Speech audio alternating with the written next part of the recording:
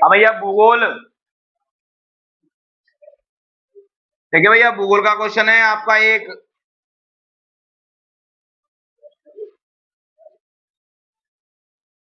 चलवासी पशुचरण और पशुधन में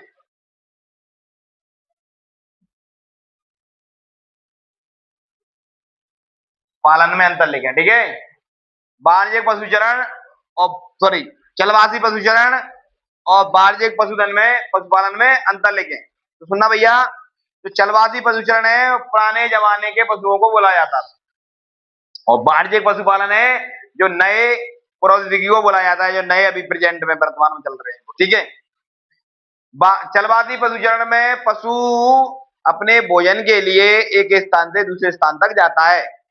ठीक है, किसमें? चलवासी पशुचरण में पशु अपने भोजन पाने के लिए एक स्थान से दूसरे स्थान तक जाता है।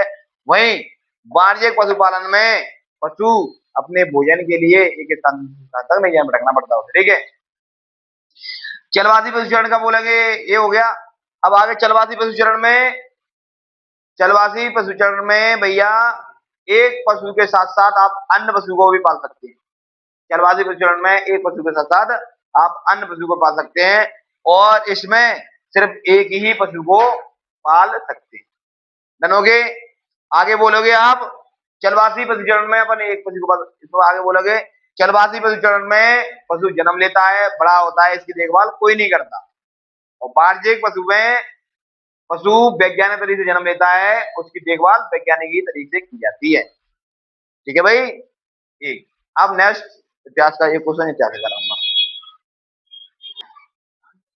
अब है तुम्हारा इतिहास। क्या बोलता है इतिहास कि जौहर पद की संज्ञा का अर्थ लिखो। क्या होता है जौहर? जौहर बेटा क्या होता है? तो भैया जौहर जब राजपूत युद्ध हार जाते थे तो उनकी स्त्रियां इकट्ठा होकर अपने आप को आग में समर्पित कर देती थी, उनको जौहर कहा जाता है।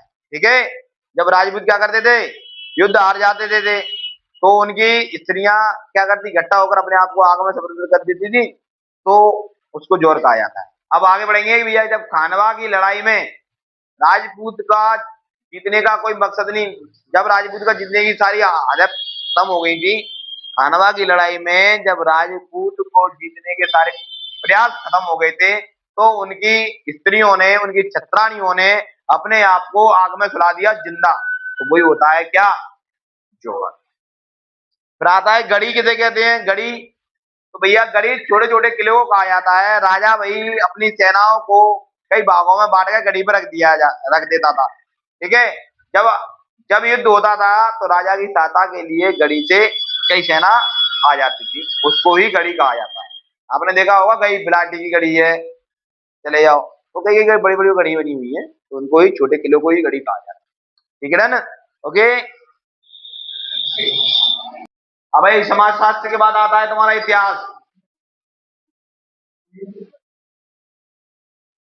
इतिहास कौन सा पार्ट है भाई? 4 या 5? 5। क्वेश्चन का नाम है पहला, हिंदू शब्द का अर्थ क्या है?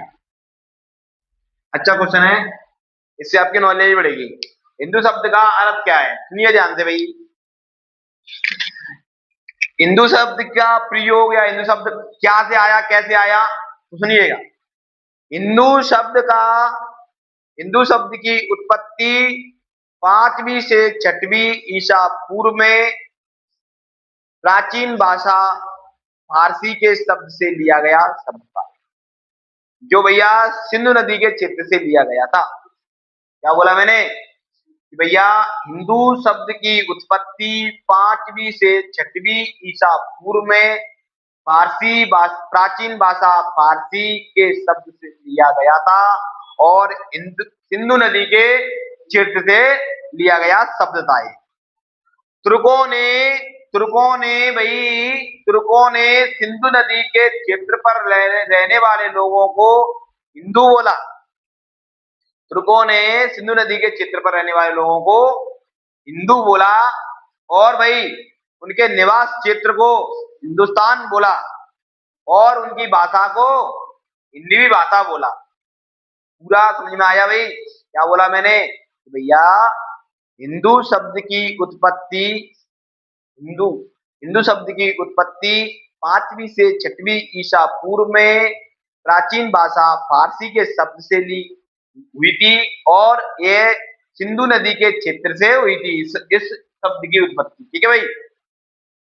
और हमने बोला आगे कि तुर्कों ने यहाँ पर सिंधु नदी के क्षेत्र पर रहने वाले लोगों को हिंदू बोला और उनके निवास क्षेत्र को हिंदुस्तान कहा और उनकी भाषा को हिंदी भाषा कहा। ठीक है भाई। अगला क्वेश्चन है भैया कस्बा पद। कस्बा पद की संज्ञा की विवेचना करो।